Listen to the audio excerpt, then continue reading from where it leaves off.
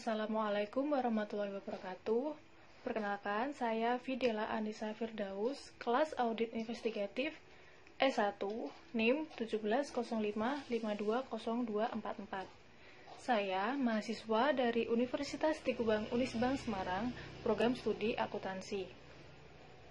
Video ini saya buat untuk memenuhi tugas ujian tengah semester mata kuliah Audit Investigatif dengan dosen pengampu Bapak Arif Himawan.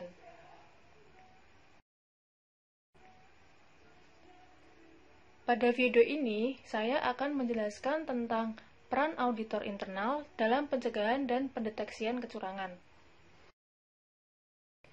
Terbaru ini, banyak sekali kasus kecurangan yang terjadi di Indonesia. Salah satunya kasus yang sedang dialami oleh PT Asuransi Jiwasraya. Diduga kecurangan yang terjadi di Jiwasraya ini sudah tercium sejak tahun 2018. Pada saat itu, tim audit internal menemukan beberapa penyalahgunaan wewenang yang dilakukan oleh tim pengelola investasi Jiwasraya yang menyalahi aturan investasi. Hasil penyelidikan menyebutkan bahwa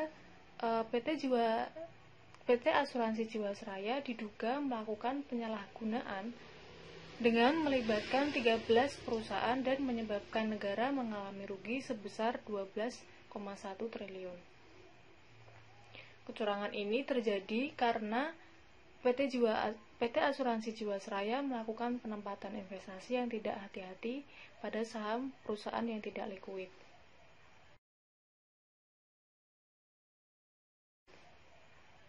Selain itu, kasus-kasus lainnya juga terjadi pada perusahaan-perusahaan raksasa yang ada di dunia. Di antaranya yaitu kasus yang dialami oleh Facebook dan Google dengan total kerugian mencapai 122 juta US dollar. Kasus pada PT Garuda Indonesia, dan yang terakhir adalah kasus fraud yang terjadi antara PT Industri Telekomunikasi Indonesia dengan PT Angkasa Pura II. Ternyata perusahaan-perusahaan yang memiliki sistem pengawasan keuangan yang baik tak lepas dari aktivitas-aktivitas kecurangan. Tapi bagaimana perusahaan-perusahaan raksasa maupun perusahaan-perusahaan biasa masih dapat melakukan kecurangan padahal mereka sudah memiliki sistem keuangan pengawasan yang baik? Sebenarnya kecurangan itu dapat terjadi pada perusahaan dikarenakan adanya peluang untuk melakukan penyimpangan.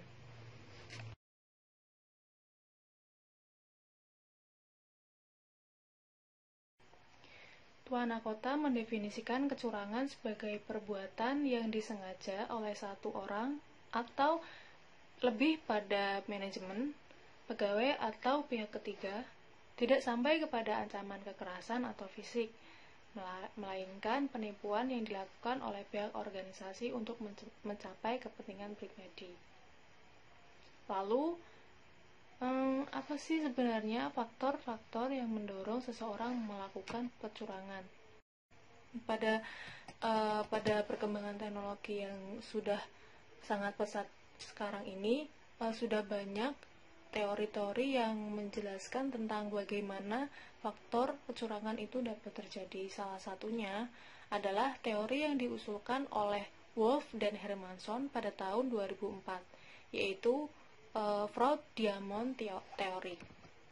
Nah, Freud-Diamond Theory ini adalah bentuk pembaruan dari teori yang dikemukakan oleh Cauchy pada tahun 1950, yaitu Freud Triangle Theory. Nah, pada Freud-Diamond Theory ini, Wolff dan Hermanson menambahkan elemen kualitatif yang diyakini memiliki hubungan signifikan dengan tindakan kecurangan. Jika dalam teori Freud Triangle terdapat 3 elemen yang mendorong Freud, diantaranya yaitu tekanan, peluang, dan rasionalisasi. Nah, sedangkan dalam Freud-Diamond Theory, 3 elemen tersebut mengalami penambahan elemen yaitu kemampuan. Nah, sekarang saya akan membahas keempat elemen dari teori Diamond-Freud ini satu persatu. Elemen yang pertama yaitu tekanan atau insentif atau pressure. Nah, tekanan ini bisa memiliki banyak arti. Salah satunya yaitu keadaan di mana kita merasa ditekan, kondisi yang berat saat kita menghadapi kesulitan, atau sesuatu yang dapat membuat kita meningkatkan perhatian dalam melakukan tindakan. Atau singkatnya, tekanan ini bisa meningkatkan kinerja manusia. Akan tetapi, di sisi lain, tekanan ini dapat menjadi salah satu sumber dari munculnya kecurangan. Misalnya, hutang atau tagihan yang menumpuk, gaya hidup yang mewah, rasa tidak puas atas hasil yang dicapai. Alasan-alasan ini bisa mendorong seseorang untuk melakukan tindak kecurangan. Elemen yang kedua yaitu peluang atau kesempatan atau opportunity. Ketika seseorang berada pada situasi dan kondisi yang memungkinkan untuk mereka melakukan tindak kecurangan, nah mereka pasti akan melancarkan aksinya dalam melakukan kecurangan tersebut. Hal ini biasanya terjadi dikarenakan kurangnya pengawasan pada perusahaan atau penyalahgunaan wewenang yang dilakukan oleh pihak-pihak yang berkepentingan. Elemen yang ketiga yaitu rasionalisasi atau rationalization. Nah, elemen ini menjadi elemen terpenting dalam terjadinya kecurangan, karena pelaku fraud atau pelaku kecurangan sering atau selalu mencari alasan atau mencari pembenaran atas semua tindakan yang mereka lakukan. Sikap yang dimiliki pelaku akan menentukan rasionalisasi atas pembenaran kecurangan yang dilakukannya. Contohnya, ketika Contohnya ketika seseorang itu memang memiliki sifat yang tidak jujur, mungkin lebih mudah untuk merasionalisasikan tindakan penipuan dalam melancarkan aksinya. Dan elemen yang keempat atau yang terakhir yaitu capacity atau kemampuan. Nah, sifat dan kemampuan pribadi seseorang ini mempunyai peranan besar yang memungkinkan melakukan suatu tindak kecurangan. Karena kecurangan tidak akan terjadi jika seseorang itu tidak memiliki kemampuan dalam melakukannya. Nah, pada elemen kemampuan capacity ini atau kemampuan ini terdapat beberapa komponen untuk menciptakan fraud. Ada 6 elemen di sini. Yang pertama yaitu posisi seseorang dalam perusahaan, yang kedua yaitu kecerdasan atau brain, yang ketiga tingkat kepercayaan diri yang tinggi, kemampuan pemaksaan, yang kelima kebohongan yang efektif, dan yang keenam yaitu kekebalan terhadap stres. Nah, di dalam fraud diamond ini sifat-sifat dan kemampuan individu memainkan peran utama dalam terjadinya fraud. Kecurangan-kecurangan besar tidak akan terjadi tanpa orang-orang yang memiliki kemampuan. Melakukan meskipun seseorang itu memiliki peluang dan mereka mendapatkan jalan untuk melakukan fraud, dan mereka memiliki peluang dan mereka memiliki kesempatan dan alasan untuk dapat menarik orang ke arah itu, akan tetapi seseorang juga membutuhkan sebuah kemampuan untuk melancarkan aksinya dalam melihat celah untuk melakukan fraud sebagai kesempatan dan untuk mengambil keuntungan dari itu. Dengan begitu, fraud terjadi atau kecurangan dapat terjadi karena adanya kesempatan untuk melakukannya, tekanan dan alasan atau rasionalisasi yang membuat orang mau melakukannya, di mana ketiga alasan tersebut tidak akan terjadi ketika orang tersebut tidak memiliki kemampuan.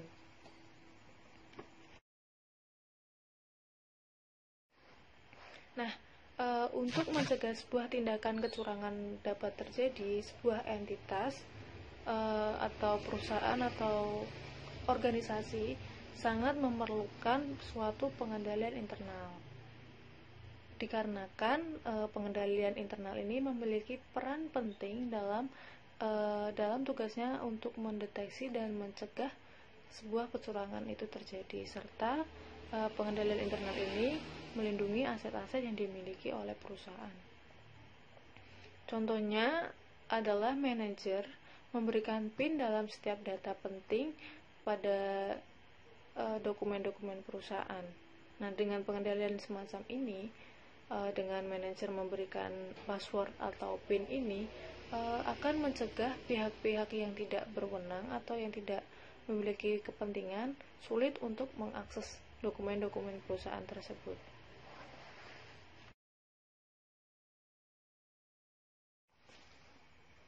Nah, sekarang kita masuk pada definisi dari pengendalian internal. Jadi, yang dimaksud pada pengendalian internal itu adalah proses yang dirancang dan diimplementasikan oleh Dewan Direksi. Pengendalian internal ini bertujuan untuk memberikan keyakinan mengenai pencapaian tujuan suatu entitas yang berkaitan dengan efisiensi dan efektivitas operasi. Dalam penerapan pengendalian internal ini, misalkan pengendalian internal ini kuat dan efektif, diharapkan dapat membantu perusahaan dalam mencegah tindak kecurangan. Tujuan dari pengendalian internal ini ada 3, yaitu menyediakan keyakinan yang memadai bahwa yang pertama yaitu aset telah dilindungi dan digunakan untuk keperluan bisnis. Yang kedua yaitu informasi bisnis akurat. Maksud dari tujuan ini adalah memperoleh informasi mengenai keuangan dan non-keuangan pada bagian operasi perusahaan untuk pengambilan keputusan yang nyata nantinya. Yang ketiga, tujuan yang terakhir yaitu memastikan kepatuhan entitas sesuai dengan undang-undang peraturan yang berlaku. Nah, pada pengendalian internal suatu perusahaan ini memiliki 6 sasaran penting. Sasaran yang pertama yaitu tujuan perusahaan yang ditetapkan akan dapat tercapai. Sasaran yang kedua yaitu laporan keuangan yang handal atau akuntabel. Yang ketiga, perlindungan atas aset. Dan yang keempat, itu mengecek keakuratan dan kehandalan data akuntansi. Yang kelima, kesediaan dengan hukum dan peraturan-peraturan yang berlaku. Dan yang sasaran yang terakhir yaitu membantu dalam menentukan kebijakan manajerial. Di dalam pengendalian internal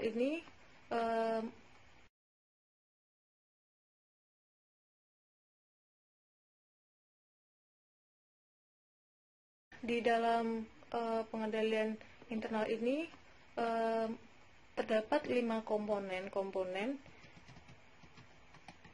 Di antaranya yaitu yang pertama lingkungan pengendalian, penilaian risiko, aktivitas pengendalian, informasi dan komunikasi, dan yang kelima yaitu pemantauan.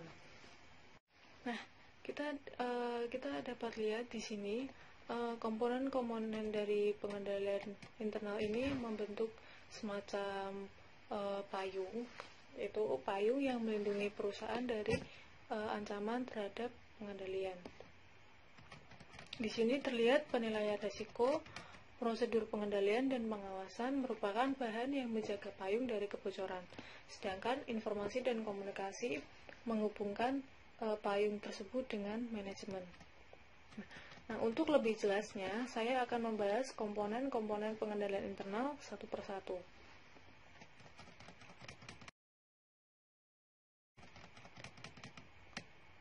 Komponen yang pertama yaitu lingkungan pengendalian. Lingkungan pengendalian perusahaan adalah perilaku manajemen dan karyawan secara keseluruhan mengenai pentingnya pengendalian. Faktor-faktor yang mempengaruhi lingkungan pengendalian ini diantaranya yaitu filosofi dan gaya operasional manajemen, struktur organisasi perusahaan, dan yang terakhir yaitu kebijakan operasional. Contoh dari kondisi yang mempengaruhi lingkungan pengendalian diantaranya yaitu manajemen yang berlebihan menekankan pentingnya pencapaian target operasi dan menyimpang dari kebijakan pengendalian secara tidak langsung dapat mendorong karyawan untuk mengabaikan pengendalian. Struktur organisasi perusahaan yang merupakan kerangka kerja untuk perencanaan dan pengendalian operasi juga mempengaruhi lingkungan pengendalian. Komponen yang kedua yaitu penilaian risiko. Nah, dalam setiap perusahaan pasti menghadapi sebuah risiko. Di antaranya salah satunya mungkin perubahan pasar terhadap permintaan pelanggan, ancaman-ancaman pesaing di mana pesaing-pesaing mampu menciptakan sesuatu yang dapat merebut pangsa pasar perusahaan, perubahan dalam faktor-faktor ekonomi, dan yang terakhir yaitu pelanggaran karyawan terhadap kebijakan dan prosedur kebijakan. Nah, untuk mencegah hal-hal tersebut, manajemen perusahaan harus dapat menilai risiko-risiko dan melakukan tindakan-tindakan yang diperlukan untuk mengendalikannya, sehingga pengendalian dapat tercapai. Nah, saat risiko dapat diidentifikasi, risiko dapat dianalisis untuk memperkirakan secara penting risiko tersebut untuk menilai kemungkinan terjadinya risiko tersebut. Dan dapat menentukan tindakan yang dapat menekan risiko tersebut. Sebagai contoh dari penilaian risiko ini, misalnya manajer operasi, seorang yang menjabat sebagai manajer operasi gudang dapat menganalisis risiko cedera punggung yang akan terjadi pada karyawan yang mungkin mengakibatkan munculnya tuntutan hukum. Nah, jika manajer berpendapat bahwa resiko tersebut penting, maka perusahaan tersebut dapat membeli alat bantu punggung untuk karyawan gudang dan mewajibkan mereka menggunakan alat bantu tersebut. Jadi tidak akan memunculkan tuntutan hukum di kemudian hari dikarenakan banyaknya cedera pada karyawan di bagian gudang. Prosedur pengendalian internal dibuat untuk memberikan keyakinan yang memadai bahwa tujuan perusahaan dapat dicapai, termasuk dalam pencegahan kecurangan. Beberapa prosedur pengendalian yang diintegrasikan melalui sistem akuntansi diantaranya yaitu personal yang kompeten, rotasi kerja dan cuti wajib. Yang kedua yaitu pemisahan tanggung jawab untuk operasi yang berkaitan. Yang ketiga yaitu operasi penyimpangan aset dan akuntansi. Yang keempat yaitu bukti kas tindakan keamanan. Kita bahas satu persatu, yaitu tadi yang pertama personal yang kompeten, rotasi kerja dan cuti wajib. Di sini sistem akuntansi yang berhasil membutuhkan prosedur-prosedur untuk memastikan bahwa setiap orang dapat melaksanakan tugas yang diberikan oleh perusahaan. Oleh karena itu, sangat penting bagi staf akuntan untuk mendapatkan pelatihan dan pengawasan yang memadai dalam melakukan pekerjaannya untuk meningkatkan kinerja dan pengalaman pada karyawan atau staf-staf perusahaan. Prosedur yang kedua yaitu pemisahan tanggung jawab untuk operasi yang berkaitan. Di sini pemisahan tugas dalam pengendalian internal dan tanggung jawab untuk operasi yang berkaitan harus dibagi antara dua staf atau lebih untuk menekan kemungkinan terjadinya ketidakefisien, kesalahan, dan kecurangan. Contoh pemisahan tugas dan tanggung jawab diantaranya yaitu Departemen Pembelian, Departemen Penerimaan, dan Departemen pada Pembayaran itu dipisah-pisahkan agar tidak terjadi salah paham atau salah catat di kemudian hari. Prosedur yang ketiga yaitu operasional, penyimpangan aset, dan akuntansi. Kebutuhan pengendalian internal harus menetapkan tanggung jawab berbagai macam aktivitas usaha. Tanggung jawab untuk operasi, penanganan aset, dan akuntansi harus dipisahkan untuk mengurangi kemungkinan terjadinya kesalahan dan kecurangan. Catatan akuntansi akan berperan penting sebagai pemeriksaan independen atas individu yang bertanggung jawab atas penyimpanan aset dan bertanggung jawab atas operasi usaha. Dan prosedur yang terakhir yaitu bukti kas tindakan keamanan. Nah, pada perusahaan atau pada pengendalian internal, bukti-bukti dan tindakan keamanan harus digunakan untuk melindungi aset dan memastikan data akuntansi andal dan dapat dipercaya. Prosedur pengendalian ini dapat diterapkan dalam berbagai teknik seperti prosedur otoritas, pemberian persetujuan, dan rekonsiliasi. Nah, itu adalah komponen dari aktivitas pengendalian. Lanjut, komponen yang keempat yaitu informasi dan komunikasi. Di dalam pengendalian internal, informasi dan komunikasi merupakan komponen yang menjadi elemen terpenting, antaranya yaitu informasi mengenai lingkungan pengendalian, penilaian risiko, prosedur pengendalian. Manajemen juga dapat memberikan informasi eksternal untuk menilai kejadian dan kondisi yang dapat berpengaruh pada pengambilan keputusan dan pelaporan eksternal. Komponen pengendalian yang kelima yaitu pemantauan. Pemantauan terhadap sistem pengendalian internal audit dapat menemukan kelemahan-kelemahan dan memperbaiki efektivitas pengendalian. Sistem pengendalian internal dapat diawasi menjadi usaha manajemen perusahaan yang berkelanjutan atau evaluasi terpisah.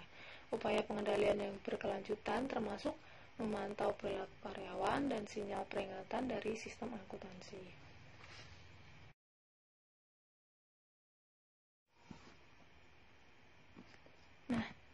Selain pengendalian internal sebagai alat penting yang digunakan perusahaan dalam mendeteksi dan mencegah sebuah kecurangan.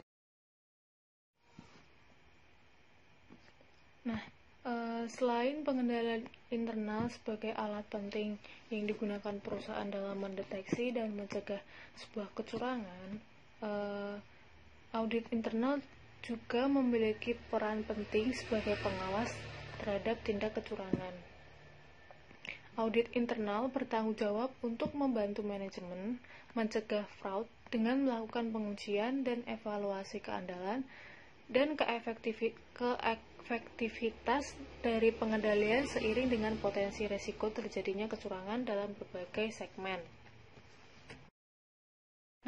Berikut ini adalah peran internal auditor dalam mencegah dan mendeteksi kecurangan. Yang pertama yaitu mendukung pimpinan untuk membangun proses dan program anti-fraud yang dapat dipantau secara teratur dan berkala. Yang kedua, memfasilitasi penilaian risiko pada instansi, unit pelaksana, dan tingkatan operasional. Yang ketiga, yaitu auditor menghubungkan dan mendokumentasikan aktivitas pengendalian anti-fraud untuk mengidentifikasikan risiko fraud. Peran auditor yang ketiga yaitu mengevaluasi dan menguji desain dan efektivitas operasi program pengendalian dan anti-fraud. Peran selanjutnya yaitu melaksanakan fraud auditing atau audit investigatif. Peran yang keenam yaitu melaksanakan penugasan investigatif untuk membuktikan dengan dugaan fraud atau penyalahgunaan lainnya. Peran yang terakhir yaitu melaporkan kepada pimpinan instansi dalam mencegah, mendeteksi, mengidentifikasikan, dan memperbaiki dampak fraud yang terjadi. Untuk itu, dalam menunjang kinerjanya, seorang auditor harus memiliki kompetensi yang memadai untuk melaksanakan pekerjaannya. Sebagai sebuah cara-cara setiap individu memanfaatkan kemampuannya, pengetahuannya, keahlian, dan perilakunya dalam bekerja. Namun, pengetahuan didapatkan bukan secara tiba-tiba, melainkan dari hasil pendidikan, pengalaman, dan sertifikasi. Untuk menjadi kompeten, ada beberapa karakteristik yang dapat membentuk kompetensi tersebut. Yang pertama yaitu pengetahuan, meliputi masalah teknis, administratif, proses kemanusiaan, dan sistem. Karakteristik yang kedua yaitu keterampilan, merujuk pada kemampuan seseorang dalam melakukan suatu kegiatan. Jadi, audit yang handal, seorang auditor internal yang handal itu dapat dilihat dari bagaimana mereka melaksanakan kerjanya pada saat mendeteksi atau melakukan sebuah investigasi pada saat kecurangan pada saat mencari sebuah kebenaran dalam kecurangan yang terjadi pada perusahaan. Yang ketiga yaitu konsep diri dan nilai-nilai, merujuk pada sikap, nilai-nilai, citra diri seseorang, seperti kepercayaan seseorang bahwa dia bisa berhasil dalam suatu situasi. Di sini seorang auditor itu harus memiliki kepercayaan diri yang tinggi, karena itu akan menjadi tolak ukur seorang auditor memenangkan kasus-kasus yang dihadapi, karena mungkin saja sebuah perusahaan itu akan melihat sebelah mata seorang auditor karena terlihat dari dari sifatnya yang tidak percaya diri akan keahlian yang auditor itu miliki. Selanjutnya, karakteristik yang selanjutnya yaitu karakteristik pribadi.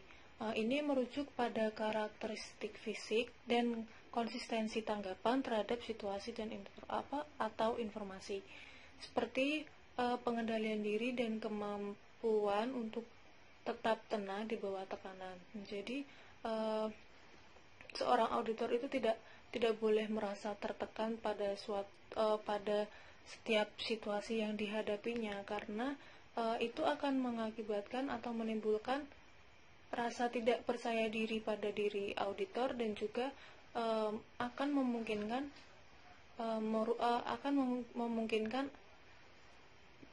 mempengaruhi hasil dari kinerja dia selama melakukan pekerjaannya. Kemudian karakteristik yang terakhir yaitu motif. Motif di sini merupakan emosi, hasrat, kebutuhan psikologi atau dorongan-dorongan lain yang memicu tindakan. Nah, auditor yang tidak kompeten tidak akan bisa membantu manajemen dalam memecahkan masalah yang mengandung resiko. Kompetensi yang rendah juga akan mengakibatkan kegagalan dalam audit, karena auditor akan kesulitan untuk dalam menemukan temuan-temuan yang berkenaan dengan terjadinya penyimpangan. Alhasil, auditor akan kalah dalam kasusnya terhadap klien, dan kemungkinan saja kecurangan-kecurangan lainnya akan timbul pada perusahaan tersebut di lain hari kemudian. Nah, sekian dari saya. Mohon maaf apabila ada kesalahan dalam pengucapan atau dalam memberikan teori. Saya mohon maaf sebesar-besarnya. Terima kasih telah mendengarkan penjelasan dari saya tentang bagaimana auditor internal dalam pencegahan dan pendeteksian kecurangan. Semoga kita semua diberi kesehatan, diberi umur panjang agar bisa bertemu lagi di kemudian hari. Akhir kata, wassalamualaikum warahmatullahi wabarakatuh.